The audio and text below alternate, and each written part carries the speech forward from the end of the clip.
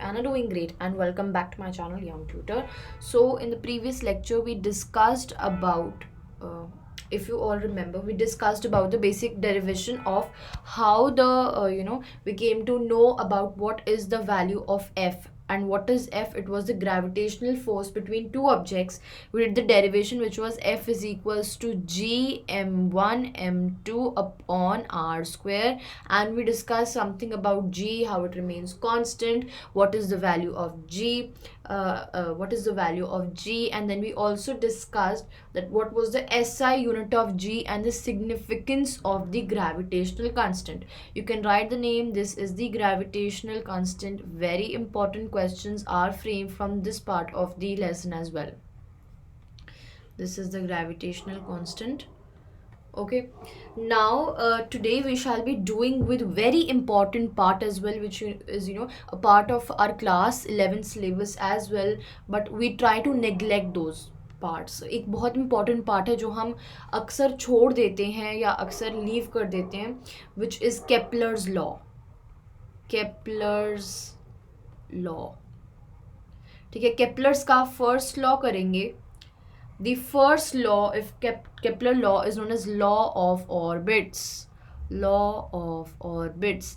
Definitely from name पता लग रहा है कुछ orbits का होगा, है ना. The first law of the first Kepler's law states कि all the basically, क्या मैं statement नहीं बोल रही हूँ, आपको सिर्फ बता रही हूँ कि क्या होता है कि earth it states basic result बता रही हूँ जो आपको याद होना चाहिए. रिजल्ट्स ऑफ केपलर्स लॉ आपको याद रखने हैं. अर्थ रिवॉल्व्स अराउंड सन, कि अर्थ जो है वो सन के अराउंड रिवॉल्व करता है. नंबर 1 ये ऑब्जर्वेशन याद रखनी है. नंबर 2 हमें क्या याद रखनी है कि द ऑर्बिट और the path is an elliptical path. Is an elliptical path. एक इलिप्टिकल पाथ है. इलिप्टिकल पाथ मीन्स कैसा पाथ? ऐसा सा पाथ है हमारे पास, ठीक है. और अर्थ कब मूव करती है? when sun is on one of its foci. Basically हमें ये 3 मोस्ट इंपॉर्टेंट रिजल्ट्स मिलते हैं through Kepler's first law of orbits. इसमें क्या होता है बेसिकली कि ये हमारा एक इलिप्टिकल ऑर्बिट है ना.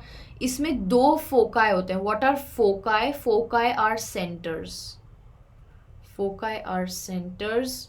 बेसिकली इसमें 2 फोकाई या 2 सेंटर होते हैं एक इलिप्स में आपके, ठीक है. सो या तो, और यहाँ पे सपोज अर्थ बना दूँ अगर, है ना, ये हमारी अर्थ आ गई, तो या तो आपका सन यहाँ होगा, है ना, या तो सन आपका यहाँ होगा या फिर सन आपका यहाँ होगा, ठीक है. सन की पोजीशन चेंज होती रहती है, depends on the time, depends on the season, depends on the revolution. So sun की भी पोजीशन 2 हो सकती है क्योंकि उसके 2 फोकाई हैं, 2 सेंटर्स बेसिकली आप कह सकते हो, ठीक है. So this was Kepler's first law. Now we have Kepler's second law. Kepler's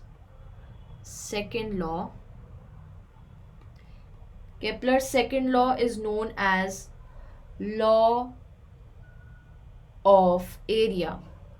Law of area ये बहुत important है. इस वाले लॉ से बहुत questions, multiple questions are frame from this part of this section as well. Law of area में क्या होता है? जैसे मैंने आपको एक इलिप्स बताया, 2 फोकाई हैं, assuming sun to be here, है ना, assuming sun to be here and assuming earth to be here. इधर ले लो, जनरली इधर ही लेते हैं, ठीक है. हमें ये डायग्राम याद रखने, बहुत इंपॉर्टेंट डायग्राम है, ठीक है. सन इधर है, अर्थ इधर है, sun is on one of its foci. This is from law of orbits we can say. अब क्या है? लॉ ऑफ एरिया स्टेट्स कि the line joining the planet to the sun sweeps out equal area in equal intervals of time. मतलब कि जितना distance यहाँ हो रहा है, जितना एरिया यहाँ कवर हो रहा है जितने टाइम में, सेम एरिया अगर अर्थ यहाँ होती तो इस टर्म्स में काट रहा है, अगर अर्थ यहाँ से यहाँ जा रही है, ठीक है, यहाँ से यहाँ आ रही है, सो बेसिकली ये एरिया सपोज x है, ये एरिया भी x है, सो जो अर्थ है वो ऐसे रोटेट करी that it is sweeping, it is sweeping equal areas in equal intervals of time, ठीक है, इक्वल इंटरवल्स ऑफ टाइम में कर रहा है. दैट मीन्स इसकी वेलोसिटी कांस्टेंट नहीं है, इसकी स्पीड कांस्टेंट नहीं है, क्योंकि यहाँ पे अगर हम देखें ये वाला डिस्टेंस ज़्यादा है ना, ये वाला डिस्टेंस कंपैरेटिवली इससे इस वाले पार्ट से ज़्यादा है, सो दैट मीन्स इसको जल्दी ये कवर करना है. So here velocity would be higher and comparatively here the velocity would be lower, but definitely the area covered would be same. That means velocity is not constant. क्या याद रखना, velocity is not constant, but the aerial velocity, we can say area per time, aerial velocity is constant, है ना, aerial velocity is constant. What is aerial velocity? It is area by time. It is sweeping equal areas in equal intervals of time. Area by time, this is constant. ये constant है, ठीक है. ये था हमारा second law. Our third law is Kepler's third law. Let me write Kepler's third law of planetary motion, we can say. Third law is law of periods. Okay, law of periods. ये Kepler का third law हो गया. ये Kepler का third law का एक बहुत बड़ी डेरिवेशन है, हमें सिर्फ इतना याद रखना है that T square is directly proportional towards our cube. ये इतनी पॉइंट हमें बस याद रखना है, इतना सा पॉइंट बस, that T square is directly proportional to r cube.